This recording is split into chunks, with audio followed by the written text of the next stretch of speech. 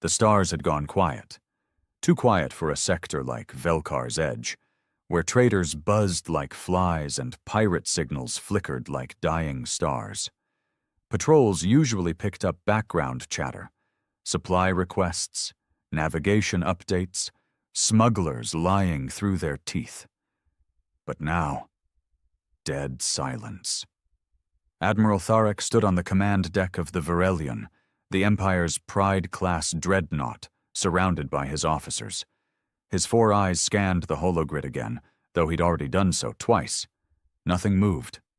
Nothing dared. Until it appeared. A small, slow-moving blip, entering the edge of the system. No call sign, no signal beacon. It wasn't cloaked, it just wasn't trying to hide. It moved like it belonged here, like it didn't care who saw it. That's what made Tharek's stomach churn. "Enhance visual," he ordered. The projection flickered. Then locked in. The shape was unmistakable, crude, asymmetrical, bulky as hell, not the sleek insectoid curves of Imperial craft, not the glittering glass of trader circles. This was something else. No, it was human. No sigils, no colors, just that brutal gray plating, and a name carved into its side, scorched black like someone had branded it with pain itself. Tharek took a half-step back. "That's not possible," one of the bridge techs whispered. "They were wiped out." Someone else muttered. "The Terran Accord collapsed. No ships made it out. They said Earth was—" "I know what they said," Tharek snapped. But his voice cracked on the last word. He'd been a young commander during the Purge. He remembered the way humans fought, irrational, unrelenting, suicidal. They weren't warriors. They were storms wrapped in flesh. And now, one of them was here. The bridge dimmed slightly. Even the automated systems hesitated. The computer tagged the ship with a flashing red label, ID unknown, design, Earth origin, status, active, pilot unknown. Warning, classified entity detected. "What are your orders, sir?" the helmsman asked. The young officer's hands were trembling, his claws tapping against the console. Tharek didn't answer right away, because deep down, he knew. This wasn't just any human ship. It wasn't a remnant. It wasn't lost. This one had come back, and it had chosen to come here, Velkar's Edge, on purpose. "Stand by," Tharek said finally. "Do not engage, not unless fired upon." "But sir, it's alone." "And so were a dozen Imperial fleets before they were wiped out by one of those things," Tharek snapped. "You think numbers matter to them? They don't care how many of us there are. They'll burn everything just to make a point." The bridge fell silent. The ship on the screen kept coming, slow and deliberate. It moved like a hunter, not in a rush, but knowing exactly where it was going. And why. In the silence, Tharek's comms officer spoke. "We're receiving a transmission." Everyone turned. "What language?" "Human, Terran Standard. But it's short, just one line." "Play it." The speakers cracked, and then, in a low, gravel-worn voice that sounded like rust and war, a single sentence echoed across the bridge. "I only need one shot." The message ended. No static, no threat, no demand, just that. Tharek's breath caught in his throat, because he knew what it meant. They all did. It wasn't a bluff. That ship was here for a reason, and somewhere inside it was a human. Not just any human, one who'd survived what no one should have, one who'd buried the past and come back to dig up the bones of an empire that thought it had won. And he wasn't here to talk. He was here to finish something. There was no panic on the bridge, just silence. Deep, sinking, and heavy. The kind that drags you under like cold water when you realize you can't swim anymore. The human ship didn't accelerate, didn't alter course. It just kept coming, like death in motion, slow, steady, and absolutely certain. Tharek's mind raced. He was no stranger to battle. He'd led campaigns against the Vari revolts. He'd commanded through the border wars. But none of that mattered now. That thing out there wasn't another empire testing their limits. It wasn't rebellion. It wasn't politics. It was personal. He turned to the tactical officer. "Scan for weapons." "I already did," she said, not meeting his eyes. "There's something wrong." "What do you mean, wrong?" She hesitated, then brought up the readout on the holoscreen. "The core signature doesn't match anything in our database. It's not fission, not fusion. It's not antimatter. It's—" She stopped again. "Out with it." "It's alive." Tharek's gut turned to ice. "What did you just say?" "The ship. It's giving off organoreactive feedback, bioelectric pulses like a living brain. It's not metal and fuel anymore. It's part of something. Maybe someone." Tharek didn't respond. He didn't have words for this.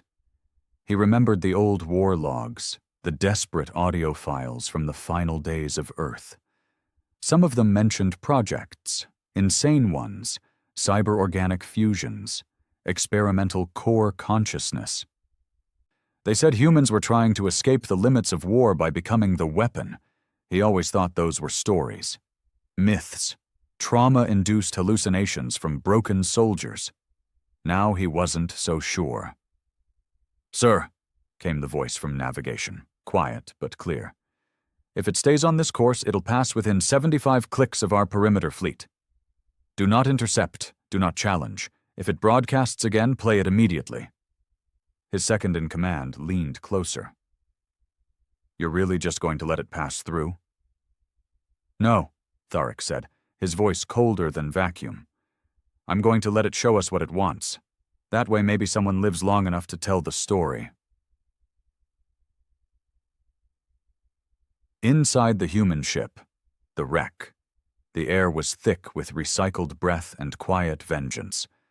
The pilot sat alone in the command chair, one hand wrapped in worn leather and scar tissue resting on the armrest. He hadn't spoken since the broadcast. He didn't need to. The ship pulsed around him like a beast in hibernation. It responded to his thoughts, his memories, his rage. It knew what he wanted, and it remembered why. He leaned forward, staring through the cracked glass canopy. Imperial ships shimmered in the distance like insects, fragile and glittering in their false confidence. He could smell their fear. Even through the void, he could feel it. They didn't recognize him, not yet. But they would. They always did, right before they died. His fingers tightened. Old calluses scraped against the chair controls. He felt the itch behind his right eye, the artificial nerve connection twitching. It always flared up before he killed someone. "That's how I know I'm still human," he thought bitterly. He closed his eyes, and the memories came. The sound of his daughter's laughter in the old courtyard back on Earth, the smell of rain, the crunch of boots on soil during their last walk to the shelter. She was holding his hand, asking him if the war would reach their city. "It won't," he'd told her. "I won't let it." He'd lied. The Empire didn't bother with occupation or surrender notices. They dropped orbital fire like holy judgment and left no survivors. He survived only because the government had buried him in a black site lab beneath the mountain, testing a ship that wasn't ready and a pilot no longer fit for duty. He woke up 6 months later to silence. No Earth, no daughter, no forgiveness, only rage, and a ship that breathed when he did. Back on the Virelian, Tharek stood alone in the strategy chamber. He'd dismissed the crew.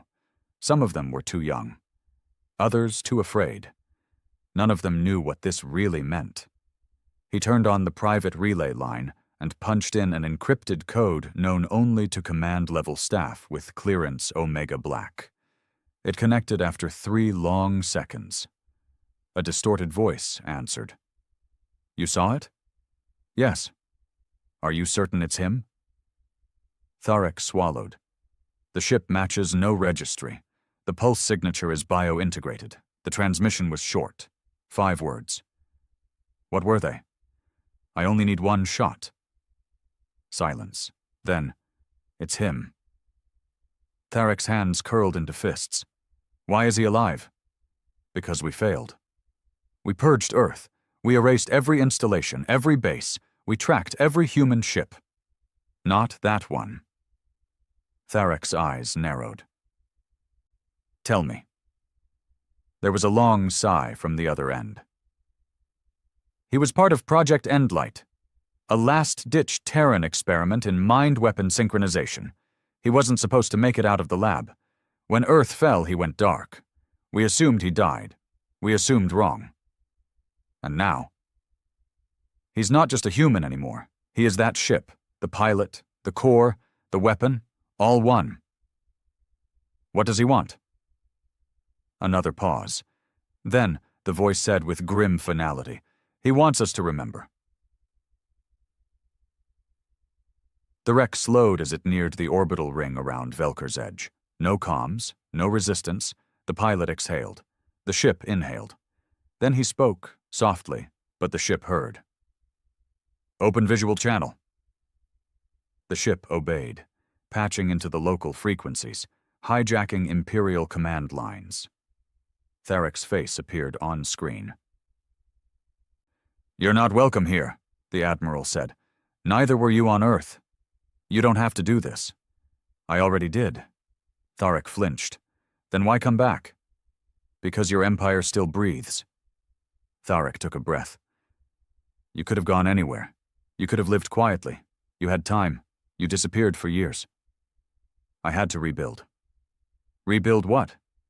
The pilot stared directly into the screen, eyes like chipped stone. Pain. The moment the signal cut, the wreck's undercarriage shifted, not with the clunk of machinery, but with the stretch and groan of muscle and bone. The hull grew, forming jagged fins and glowing veins of red-hot energy. Its weapon systems weren't mounted. They grew like thorns from the sides of a beast that had been sleeping for too long. Inside the Imperial fleet, alarms screamed. Tharek watched in frozen horror as one of their assault frigates, the Karnax, drifted slightly closer, miscalculating the wreck's path by only a kilometer. It was too close. The pilot didn't fire a missile. He didn't lock on with targeting. He simply thought, and the ship responded. A spear of molten light tore from the bow, shaped like a blade of fire. It pierced the Karnax from stern to spine, slicing the ship in half without a sound. There was no explosion, no chaos, just silence and 2 drifting halves of a once mighty ship, dismembered in an instant. Then came the second message, broadcast wide. That was your warning shot. Back on the Varelian, Tharek knew what came next. He opened the emergency command line and began a full system evac of Velkar's edge. This isn't a war, he muttered to no one. It's a reckoning. His second-in-command stepped forward. Should we mobilize planetary defenses? No, Tharek said, shaking his head. They won't matter. Then what should we do? He stared at the screen, where the human ship now hovered like a blade over the planet. Pray that he only wants 1 shot.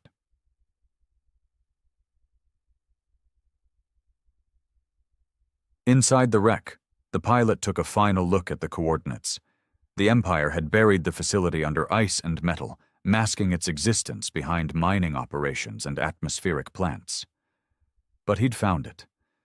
The last place they experimented on Terran children, turning survivors into control units, trying to mimic what he had become naturally. They'd failed, but the screams were still in the walls. The wreck charged. No propulsion, just will. The planetary shield lit up as defense cannons fired. The pilot didn't flinch.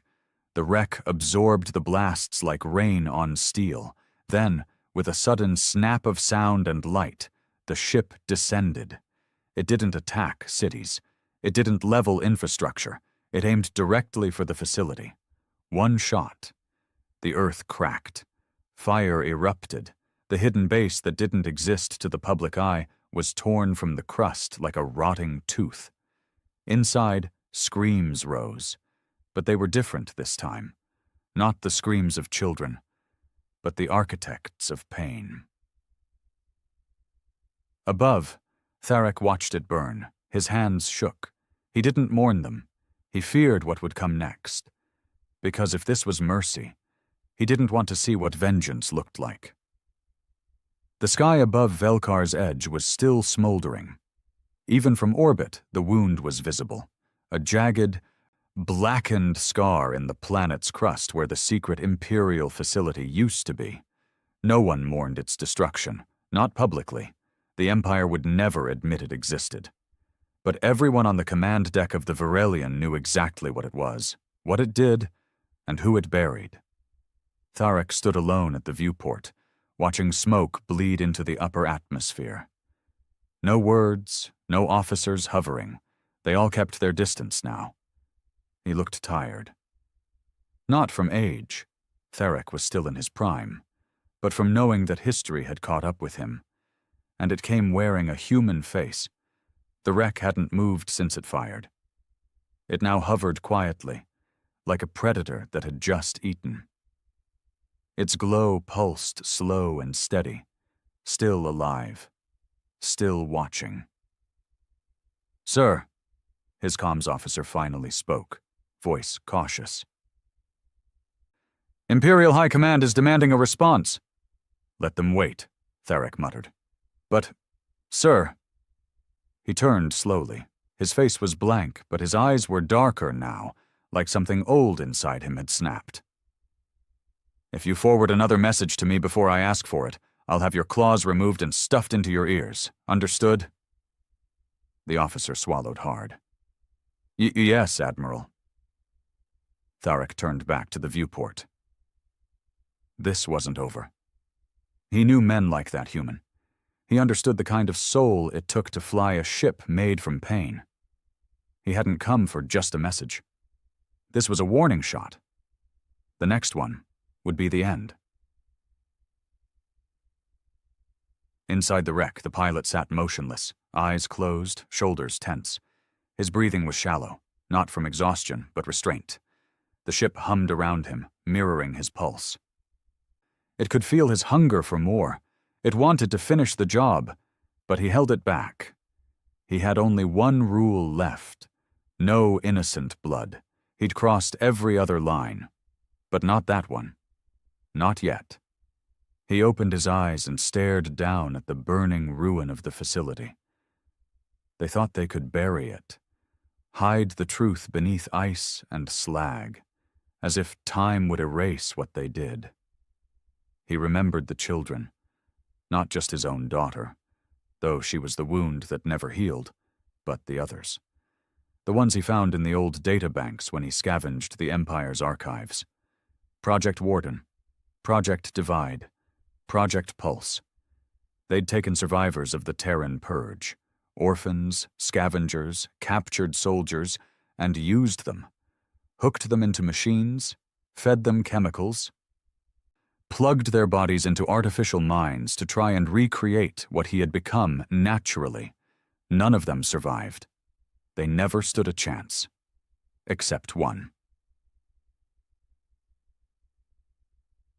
Her name was Anna. She wasn't his blood. She wasn't even from his city. But the day he found her file, buried in the wreckage of an old intelligence node, he knew her name like it had always been carved into his bones. She was 10 when the Empire took her. They tested her for synchronization. She scored high, too high. They moved her to Velkar's edge. She vanished after that. But now, he knew. That base, that facility, that graveyard, it had been hers. He never got to meet her, but he just avenged her. That would have to be enough. The wreck whispered to him in pulses and code. It asked if they could leave now, if they could burn something else. The ship didn't understand closure. It only knew blood, but he silenced it. "No," he muttered. "Not yet." He opened the comms channel again, direct line to the Verelium. One way, uncompromised. The Empire could trace it, but they wouldn't be able to intercept it. He made sure of that. A moment later, Tharek's face appeared again, lined, hardened, eyes hollow. "You got what you wanted," the Admiral said flatly. "No," the pilot replied, voice low and scarred. "That was justice." Tharek stared at him. "How many more?" "Just one." "Then do it. Take your shot. End me now." The pilot didn't respond. Instead, he said, "You remember Project Echo?" Tharek flinched, just slightly, but enough. "Don't pretend you weren't involved," the pilot continued. "I've seen the logs. You signed off on it, oversaw the budget, approved the facility plans. I was a different man then. You were the same, just less afraid." Tharek's jaw tightened. "So what now? You're going to hunt every name on the list? There are hundreds." "Wrong," the pilot said. "There are 6. 6 what?" "6 people who made decisions. 6 names with red ink all over their hands. You're one of them. And the rest? I'll find them." Tharek stepped forward, voice low. "Then what? You burn the Empire down one man at a time? You really think that changes anything?" The pilot leaned closer to the screen. "I'm not here to change anything," he said. "I'm here to make sure no one forgets." Then he cut the feed. On the edge of the bridge, Tharek stood completely still. He'd seen that face before. Not the scars, not the years, but that look.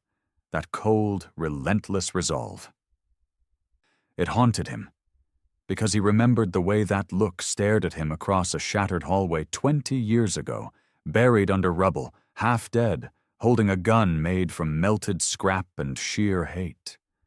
He didn't know it then, but he'd left the wrong man alive. Across the stars, in a forgotten vault deep beneath the Empire's old diplomatic sector, a man named Varen Drell stirred in his sleep. His personal security system lit up.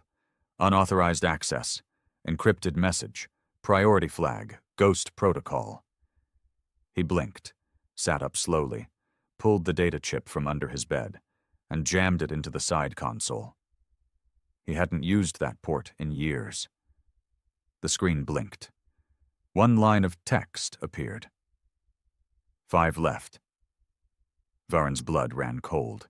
He stood quickly, yanked open his closet, and pulled out a black briefcase that hadn't seen daylight since the purge.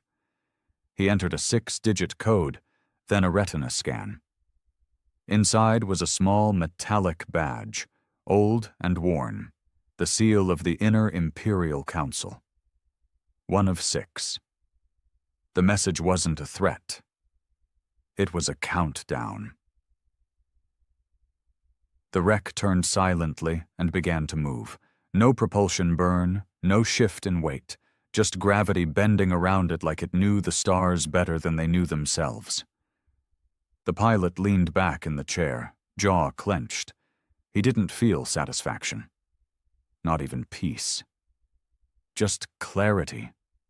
This wasn't vengeance, it was memory, turned into a weapon. He would not stop. Not until the last one looked him in the eye and understood. Understood why he came back. Back on Velkar's edge, Tharek finally sat down. Not in command, not in control. Just a man. He looked down at his hands and saw blood, not literal, but memory-colored. 20 years ago, they told him it was the right thing, that humanity was unstable, dangerous, unpredictable. They were right, but they never asked why. They just wanted to burn the problem away. Now the fire had come home, and it remembered every single name. The galaxy had a way of forgetting. Not out of mercy, out of convenience. Empires didn't write history to remember pain. They wrote it to control pain, to bury it beneath doctrine and legacy and medals. They didn't teach about the children in cages, the cities turned to ash, or the silence that came after Earth went dark. But he remembered. The pilot of the wreck didn't sleep. Not really. The ship didn't allow it. Even in low-energy mode, the neural threads kept his thoughts sharp, alive, electric. He drifted in and out of old memories, some real, some reconstructed through pain. Her voice haunted him again tonight. "Daddy, why is the sky glowing?" He hadn't answered. He remembered holding her tighter, shielding her from the light as the horizon burned white. The last thing he saw before the shelter's doors slammed shut was her eyes wide with confusion, not fear. He never saw her again. Not after the collapse, not after the firestorms, not after the Empire dropped phase charges on every surviving outpost.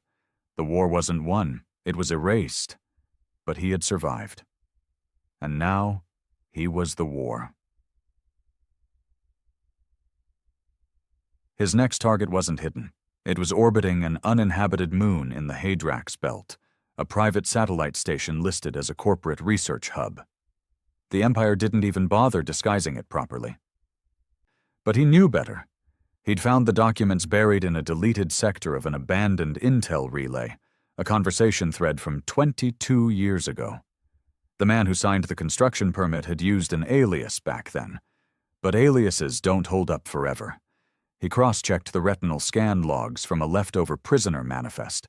Name: Commander Arden Luther. Location: Research Station. K-21. Status: retired, civilian, protected. Luther wasn't a soldier anymore, but he had ordered 5 planetary cleanses during the purge. One of them was New Soul. That was where Anna had been taken. He remembered that name. And now, so would Luther. The wreck dropped out of warp like a scream into silence. No ripple, no flare. 1 second, empty stars. The next, death incarnate.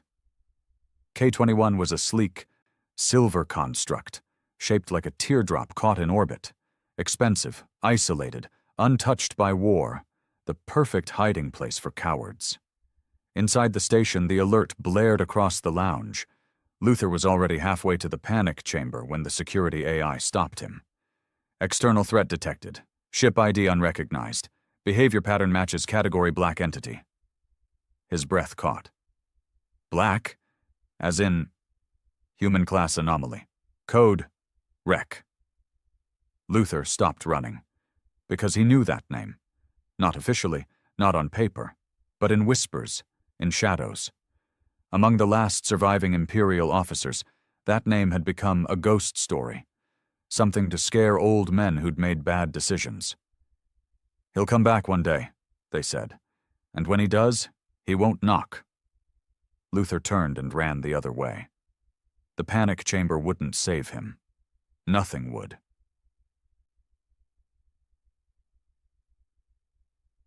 Inside the wreck, the pilot stood for the first time in days. The ship had adjusted itself to his posture. The controls slid into place. The armor plating around his chest sealed tight with a hiss. He wasn't wearing a suit. He was the suit. He synced to the boarding lance, a long, spear-shaped extension of the ship's hull that could pierce bulkheads and inject him into any structure like a virus. It was crude, brutal, like him. The ship didn't ask if he was sure. It knew.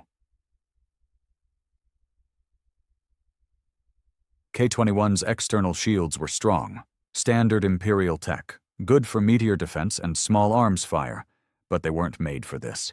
The lance hit like a god's finger.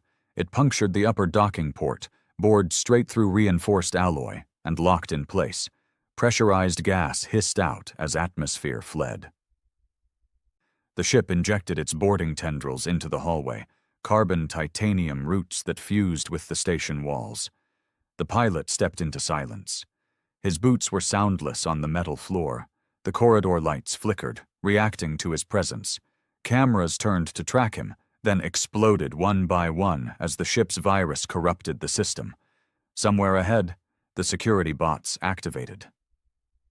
good. He needed a warm-up. Luther watched it all from the mainframe chamber. He could barely breathe. Sweat soaked his collar. 3 armed bots stood between him and the corridor. His fingers trembled on the override switch. "Disable all power to Corridor 6, he barked. The AI didn't respond. "Do it now." "I can't. He's inside the system." "Then shut it all down." "You are no longer in command." The lights went red. The door hissed open, and then he saw him. The pilot didn't raise a weapon. He didn't need to. The first 2 security bots opened fire, unleashing plasma bursts meant to vaporize organics. But he moved through it like a storm, his armor absorbing the heat, converting it into kinetic force. He slammed one bot into the wall so hard its limbs shattered. The second one he crushed under his boot. The third tried to run. He let it, then turned to Luther. "You remember New Soul?" the pilot asked, voice like a growl wrapped in static. Luther backed up against the console. "I was following orders. We all were." The pilot took a step forward. "You dropped phase charges into refugee tunnels." "I didn't know there were children down there." "You knew." "You just didn't care." "I was trying to win a war." The pilot stopped inches from him. "No, you were trying to end a species." Luther collapsed to his knees. "Please, I have a family now. Grandchildren. This isn't justice anymore. This is murder." The pilot knelt beside him and whispered, "So was Earth." Then he stood, and the wreck pulsed through the corridor again. The room dissolved in white light. From orbit, K-21 bloomed like a red flower. Silent, instant. The wreck rose back into the void. No transmission, no gloating, no declaration, just departure. Across the Empire, the message spread faster than any official warning. K-21, gone. Luther, dead. Wreck, alive. Fear spread like infection. Old men with old secrets began vanishing from public view. Retired commanders were recalled. Protected identities were scrubbed. New security protocols were activated. None of it mattered. The wreck didn't care about walls or codes. It only cared about names. And 4 of them were still alive. On a cold mining moon in the Dronax cluster, one of them, Jarn Sulik, watched the broadcast with shaking hands. He had left the military decades ago. Thought he had escaped. He hadn't. Not from this. He dropped the drink from his hand, stood slowly, and opened the hidden drawer beneath his bed. Inside was an old medallion, Imperial Elite, covered in dust, and beside it, a data chip with one word etched on it. Wreck. He had saved it, thinking maybe one day someone would need to know the truth. Now it was too late. The truth was already coming. Inside the wreck, the pilot sat again. No emotion. No joy. No peace. Just one less name. And the next set of coordinates glowing on the screen. He whispered them aloud, and the ship roared silently back into the stars. The wreck hummed in a way it hadn't in years. It wasn't excitement. It wasn't purpose. It was alignment. With every death, the ship grew quieter. Not weaker. Quieter. As if it was sinking more deeply with the man inside it, drawing power not from energy but from closure. It pulsed less often now, didn't twitch against the controls, didn't demand movement. It understood. They weren't hunting a target. They were burying ghosts, one at a time. The third name was Jarn Sulik, ex-military analyst, logistics specialist. The kind of man who never fired a shot, but ensured millions of them landed where they needed to, on cities, bunkers, evacuation shuttles. He didn't wear a uniform anymore. He'd grown out his hair, grown a beard, taken up residence in the Dronax cluster's mining moons under a new identity. Ran cargo, traded ore. But ghosts don't care about names. They follow blood, and Jarns was all over the Earth's last days. The wreck didn't arrive in system with flare. It glided in beneath the asteroid field, hugging radiation shadows, bending light until even the local orbital scanners missed it. But Yarn didn't need a scanner to feel it. He was asleep when the silence changed. In his cheap HAB unit on the mining colony's outer ring, Yarn woke drenched in sweat. The power had flickered. The artificial air felt heavier. He went to the small console embedded in the wall, tapped a few commands, brought up the colony's satellite feed. Empty. Then he zoomed in. And he saw it, the shape, the absence of stars, the cold shadow in the void. He collapsed into the chair. "No," he whispered. "Not me, not me." But it was. Inside the wreck, the pilot said nothing. He didn't need to prepare. There was no plan, no infiltration, no intel. This wasn't war. It was a man coming to ask another man why. Not because he needed answers, but because they did. The ones who couldn't ask anymore. On Dronax, Yarn was already in motion. He had a bag packed in less than 2 minutes. Emergency cache, breather mask, old sidearm, still oiled, still deadly. His hands trembled as he punched in the exit code for the back tunnel. This colony was barely secured. No defense grid, no security force. They didn't need it, because no one attacked mining moons. No one except ghosts. The airlock hissed as it opened. Cold wind hit his face. Outside, dust storms blew across the frozen plain. He stepped out, boots crunching against frost, breathing heavy into the mask. He saw the ship then. It had landed without a sound. No flames, no light, no need for drama. It just appeared, like death always does. The pilot stepped down from the wreck, not wearing a helmet. His breath fogged in the air. His coat was old military issue, Terran Special Recon, blackened and patched with time. The symbol was still there, a sun cracked in half. Yarn pointed the pistol, arms shaking. "You don't have to do this." "Yes," the pilot said, voice low, "I do. I was just logistics. I didn't kill anyone." "You routed the purge orders to Sector 9. You diverted resources away from the refugee arcs. You redirected fuel from the supply ships to the orbital batteries." "I didn't know." The pilot cut him off. "You knew.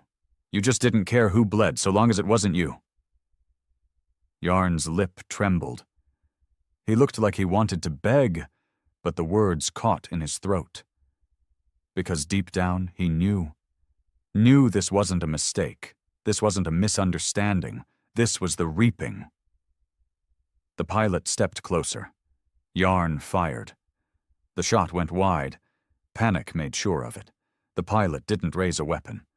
He closed the distance, grabbed Yarn by the wrist, twisted until bone cracked, and wrenched the gun from his hand.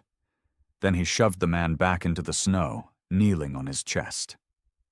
"Her name was Anna," the pilot said, calm but cold. "She was 10. She died in a supply pod that never launched because your manifest said fuel wasn't a priority." "I didn't know!" Yarn screamed. "I didn't know! I didn't read every line." "That's the problem," the pilot growled. "You didn't read the names. You just clicked approve." Yarn wept. It was ugly, sniveling, full of mucus and self-pity. He looked up with wide, desperate eyes. "Please, I have nothing left. I live in dirt. I eat cold meals. I see their faces every night. Isn't that enough?" The pilot leaned closer. "No." Then he pressed the cold metal of the pistol into Yarn's hand. "Do it yourself." Yarn froze. "What?" The pilot stood. "You signed their deaths with a pen. Sign your own with a bullet." He turned his back and walked away. 5 steps. 6. He heard the sobbing stop. He heard the click. He didn't flinch when the shot echoed. Back in orbit, the wreck opened its hatch without command. It felt the job was done. Not clean, not satisfying, but done. The pilot stepped back inside. He didn't look proud. He looked tired. As the door sealed, he whispered, "3 left." Word spread faster now. This wasn't just vengeance, it was method. Each of the 6 who orchestrated the Terran purge, directly or from the shadows, were being hunted. Not with armies, not with threats, but with truth. And that scared them more, because there were files, logs, messages once thought deleted now rising from dead servers. The wreck had cracked black-level encryption like it was chalk. Every time the pilot struck, he left behind names, dates, orders, not for the Empire, for the people. And now even loyal citizens began to whisper. What if they deserved it? What if Earth wasn't the monster? In the heart of the Empire's central system, a planet city so vast its surface had long vanished beneath metal, the Council convened. They were 5 now. They used to be 6, the last surviving architects of the Purge. They had ruled quietly, behind names, behind corporations, behind layers of bureaucracy. But the wreck didn't care about masks. It stripped them all away. Now even their own security forces didn't fully trust them. One of them, an aging woman named Dreska, slammed her fist on the table. "He's dismantling us like we're nothing. He doesn't need an army. He is the war." Another councilman, white-haired, gaunt, with glass implants in his eyes, leaned back. "Perhaps it is time we face him." Dreska blinked. "Are you mad?" "No. Just tired." "You want to negotiate with a human weapon?" "No, I want to see if we remember what we did." The room went quiet, because none of them wanted to answer that question.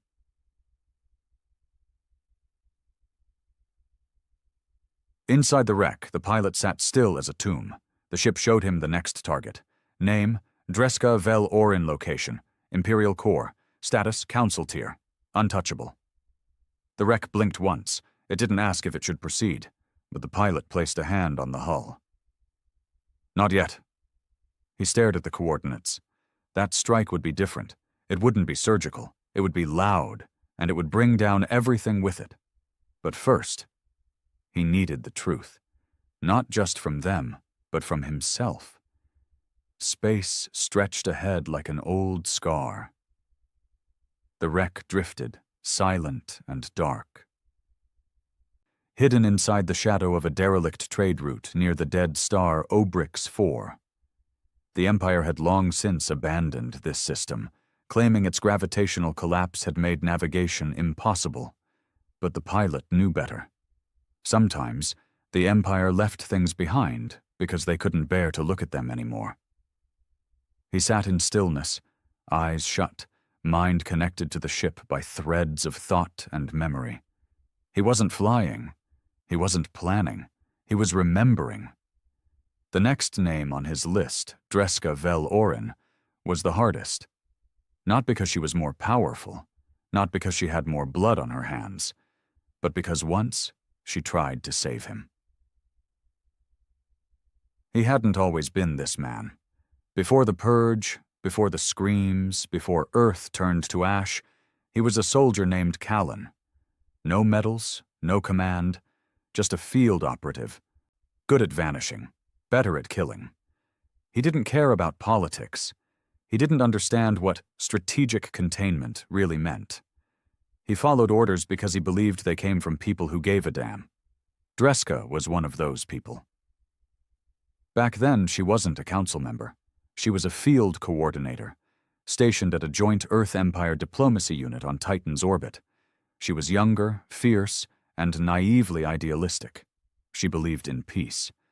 And Callan, still a bruised, half-functional man trying to hold his family together, believed maybe the Empire wasn't as cruel as the Underground said. She helped get Anna into a protected enclave once the first orbital blasts began, gave them coordinates to an emergency evac shelter, falsified records to keep Anna's name off the relocation list. He remembered her eyes. Cold blue, with a warmth behind them that didn't match the uniform she wore. He remembered thanking her, and she'd said, "Just survive. That'll be thanks enough." He did. She didn't.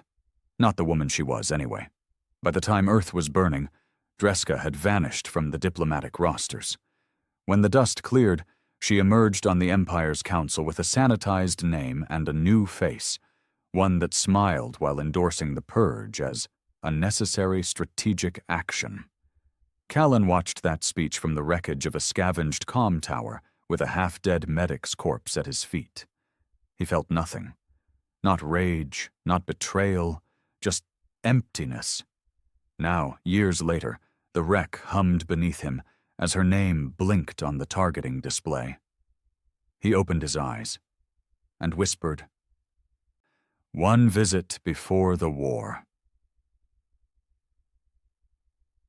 The Imperial Core was a fortress in every sense, not just physically, though it was ringed with planetary cannons, anti-ship mines, and a satellite shield grid that could atomize a fleet, but ideologically. It wasn't a place, it was a myth of power.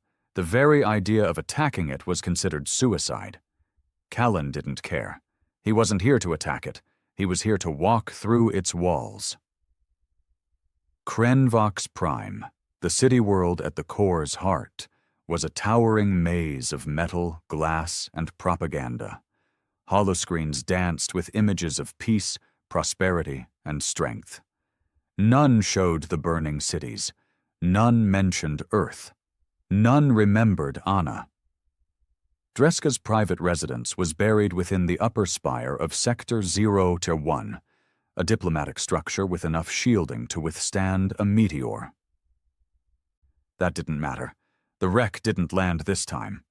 It simply appeared, masked by a cloaking field stitched from stolen Imperial tech and warp distortion. Callan exited alone. No armor, no weapons, just a coat, boots, and a data drive with every decision she'd ever signed during the Purge. He entered through the service corridor. The guards didn't even see him. He moved like breath through broken glass, silent, sharp, and gone before they could recognize what they'd seen. Dreska's private quarters were dimly lit, full of antique artifacts meant to humanize a woman who hadn't seen a battlefield in 30 years. She stood by the window, wineglass in hand, as if she'd been expecting him. "I thought you might come," she said. He didn't speak. "You've already killed 3. Luther, Sulik, and the one who did himself. I assume I'm next." He took 2 steps forward. "You were supposed to protect us," Callan said. "I tried," she whispered. "But you know how this works. You think you can stop the machine from inside it, and by the time you realize you can't, you're a part of it. That's not an excuse." "No," she said, "it's not." They stood in silence. Then she turned, slowly. "Is that all that's left in you now? Vengeance?" "It's all that kept me alive." Dreska studied him. "You were a good man, Callan. A father, a husband, a soldier who followed orders even when they broke you." He clenched his jaw. "And look where it got me." "Alive." He stepped closer, pulling the data chip from his coat. "You signed off on the sterilization of ARC-17. You knew it housed evacuees from the Europa Zone. You signed off on Anna's death." Her eyes didn't flinch. "I remember." His hands shook. He held the drive tight. His heartbeat roared in his ears. He could see Anna in the reflection of the window, smiling, running, alive. "You want me to beg?" Dreska asked. "I won't. I begged back then. No one listened. The Council wanted the Earth erased. I delayed it 6 months. That was all I could buy you." "You're lying." "I wish I was." He stood there, motionless. The wreck's neural tether tingled in his spine, urging him to act, to kill, to finish it. Instead, he said, "Why didn't you run?" "Because I knew this day would come." She took a slow sip of her wine. "I don't want mercy, Callan. I want it to end." He stared at her. Then, for the first time in decades, something inside him cracked. "I don't know what I want anymore." Callan left without killing her. No guards followed. No alarms rang. She let him go. He returned to the wreck in silence. And the ship hated it. It didn't understand inaction. It surged with bloodlust, systems ready to erase the city. The engines thrummed, waiting for his order to fire. But Callan sat still, hands on his knees. "She gets to live," he said aloud.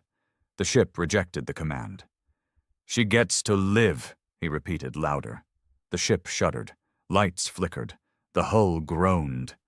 And then, for the first time, it obeyed. Dreska sat by her window long after he'd gone. When the transmission arrived, a single ping from her personal channel, she opened it with trembling fingers. It was a copy of the data drive. All her decisions, all her failures, all the names. Attached was a single message. "Tell the galaxy what you did, or I come back." She closed the message, then picked up her comm and scheduled a press broadcast. Back aboard the wreck, Callan sat alone in the dark. His thoughts didn't race, they didn't burn, they just existed. 3 names remained, but tonight, for the first time in years, he didn't feel like a weapon. He felt like a man. And that terrified him more than anything else. The wreck was restless. It didn't sleep. It didn't breathe. But it felt. Deep beneath the plating, beneath the fusion of metal and nerve. Ever since Callan let Dreska live, the ship had begun to change. Subtle at first, flickers in the lights, navigation hesitations, delayed neural feedback. Now it pulsed in waves like it was angry, or worse, confused. The bond between them, once seamless, now frayed around the edges. The ship didn't understand mercy. It didn't understand choice. It was built, bred to execute, to finish, to end, and Callan's hesitation at the core had infected it. It wanted blood, but he had started to want something else. He didn't know what. The wreck drifted in deep space now, far beyond mapped trade lanes, floating in the Osari void, a stretch of vacuum so cold and empty that even star charts left it blank. This is where he'd come to think. If he still could think. He sat in the command cradle, neural threads pulsing softly at the base of his skull. The ship fed him data automatically. Fleet movements, system scans, encrypted intercepts. The last name he'd confirmed was hiding somewhere in the Drell Core fringe, under the protection of a private militia that owed the Empire favors from long ago. Name: Counselor Breck Halvin, known for funding the Black Site that developed chemical weapons used in the last stage of the Purge. Status: in hiding. Location obscured by military-grade scrambling tech. Callan had every tool needed to find him. But he didn't move. Instead, he stared into the void. The silence here was different, not strategic, not tactical. It was honest. No stars, no noise, no systems begging for liberation, no one watching him, just the man he was, and the monster he might be. The wreck whispered again, subtle pulses running along his spine, tugging at old parts of his brain. Execute, cleanse, complete the cycle. That last one? Cycle. It hit harder than he wanted to admit. He'd never told the ship to kill. He'd wanted it to. He'd needed it to. But he was starting to wonder, was it still listening to his orders, or just feeding off his grief? The wreck gave him a gift then, Without prompting. A decrypted archive, recently intercepted from Imperial subnet. Location pinged, Drellcore Fringe. Signature match, Halvin's DNA sequence, tagged in medical registry. Callan stared at the flashing dot on the star map. The last piece of this part of the puzzle. He should have felt satisfied. He didn't. Instead, he whispered, "Why now?" The ship didn't answer in words. It never did. But the lights dimmed, and the path forward blinked on screen, like a road paved in memory. It took 3 days to reach Drellcore. He didn't rush. The wreck could warp faster than almost any known ship, but Callan throttled the pace, needing time to let the weight settle. He spent most of the journey sifting through old mission logs, stuff he hadn't looked at in years. Battle footage, civilian casualty reports, unsent messages from soldiers who died waiting for orders that never came. One stuck with him. A transmission from a medic stationed in Outpost 39 during the last days of the purge. "We've got kids down here. I don't know how many. They're coughing blood. Whatever gas they dropped, it's still in the vents. Command's not answering. I'm sealing the doors. If anyone gets this, please tell Earth we tried. Please tell my wife." The message ended. The timestamp matched the day Halvin signed off on the VX-7 test run. Chemical warfare. Against refugees. And now that same man was hiding on a moon, probably guarded by mercenaries, living out his final years in luxury and silence. That was the thing that still pissed Callan off the most. The silence. The Empire hadn't just destroyed Earth. They tried to erase it, like it was a stain, and now he was the smear they couldn't wash away. When the wreck dropped out of warp, Drellcore loomed ahead, a gas giant surrounded by moons like broken teeth, each one scarred by mining operations, illegal storage vaults, and exile shelters. Halvin was on Moon 12. No civilian name, just coordinates, buried beneath rock in a private military complex with shield walls 6 layers thick. It wasn't a fortress. It was a bunker built to survive guilt.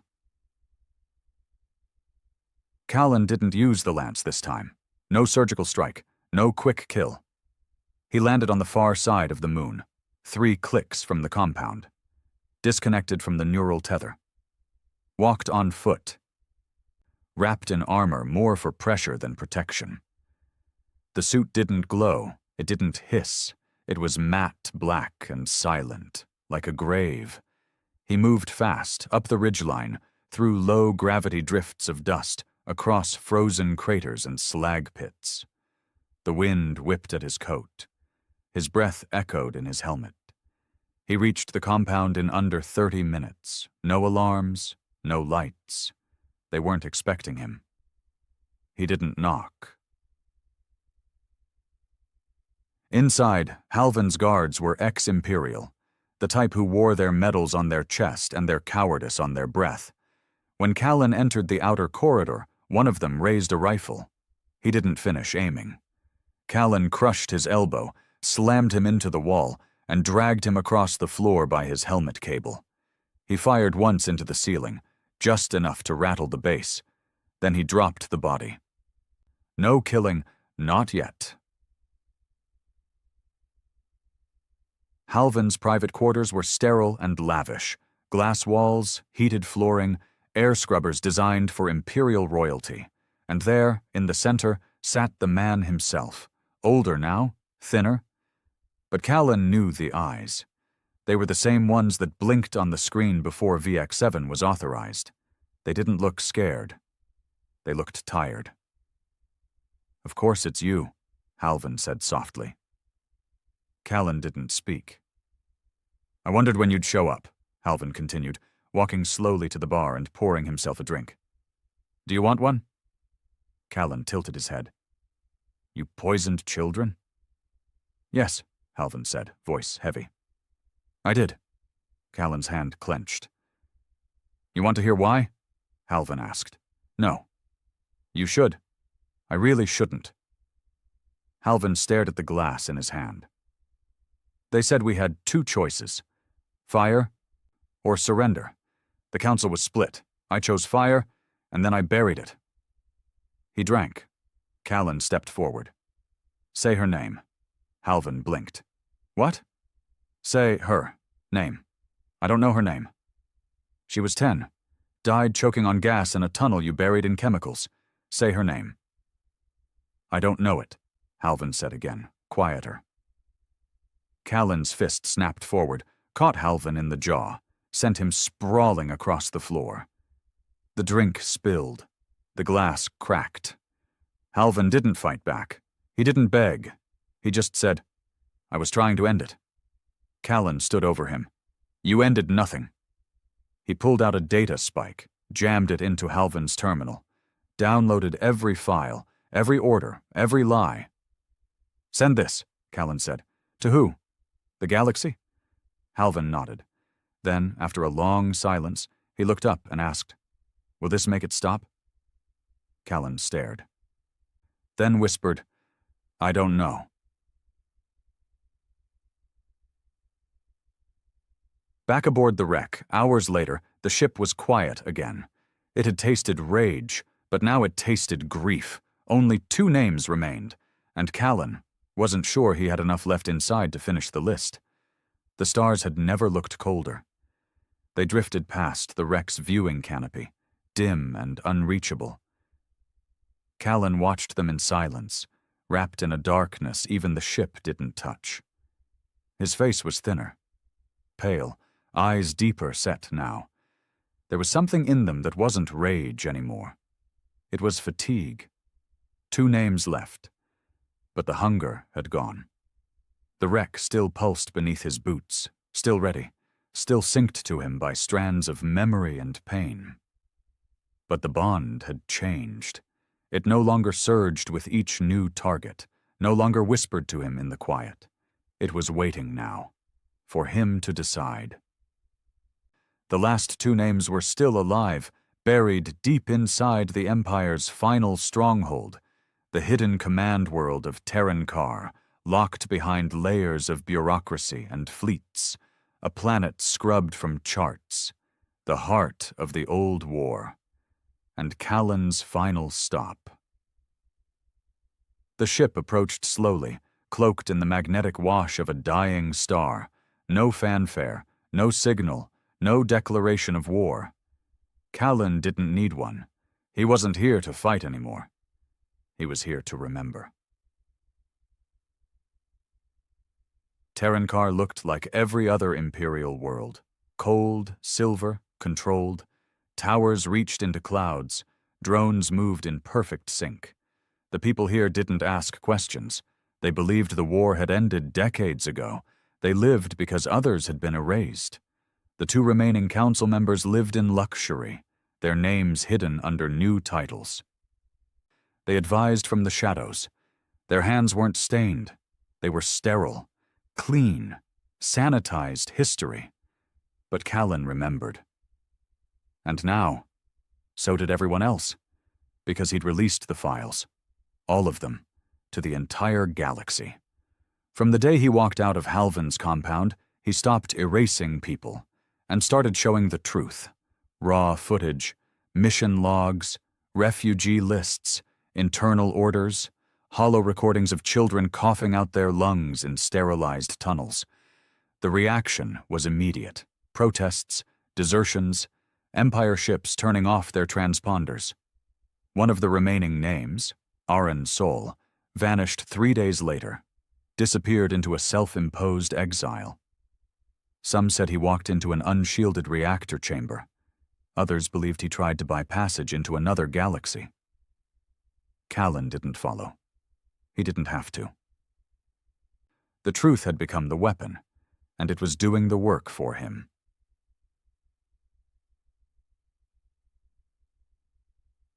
He landed on Terran Kar unchallenged. The last name on his list, Commander Ryth Vallis, the man who had personally overseen the orbital bombardment of Earth, was still alive, still protected, still convinced he'd been right. Callan found him in a marble hall built to echo like a cathedral. No guards, no guns, just two men. One standing in silence, the other sitting with a datapad in hand, watching old war footage on loop. Valis looked up as Callan entered. "You're late." Callan said nothing. Valis tossed the datapad aside. "I suppose this is where you do what you came to do." "I didn't come to kill you," Callan said. Valis raised an eyebrow. "Really? I came to show you." He stepped forward, handed him a small data crystal. Valis took it.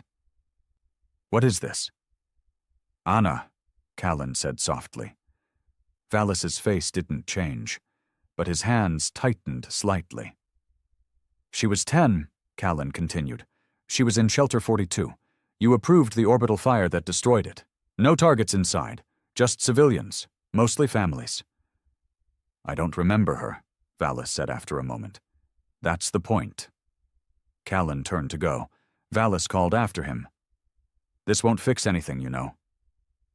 Callan paused in the doorway. "I'm not here to fix it," he said, "just to make sure no one forgets it again." Callan left Terrankar that same day. The wreck was silent as he climbed aboard, still pulsing, but slower now. Faint, like it was no longer straining to hold shape. Like it, too, was tired. Callan sat in the command cradle one last time. He didn't enter coordinates. He didn't prime the weapons. He just sat, breathing slowly, feeling the weight of it all settle around him like ash. Earth was gone. Anna was gone. But maybe, just maybe, the silence they left behind wouldn't be wasted, because now the Empire remembered. And as long as that memory stayed alive, maybe no one else would have to burn the way he did. He drifted for days after that, through unclaimed space, unseen, untraced, untethered. The wreck hummed quietly, systems winding down, not in defeat, but in peace. Callan closed his eyes, and this time, for the first time in years, he let himself sleep. Epilogue. Years later, rumors still echoed across the stars, of a man who flew a living ship, forged from the bones of Earth's last cry, of council members who vanished, of files that shattered the myth of the Empire's purity, of a little girl's name whispered across rebel transmissions, Anna. Some said the wreck still floated in the void, asleep in a pocket of dark space. Others said it burned itself out the day Callan's war ended. No one knew for sure. But they remembered the message, the one-line broadcast across every known system. I only needed one shot. The rest was for memory. And memory, it turned out, was stronger than any weapon.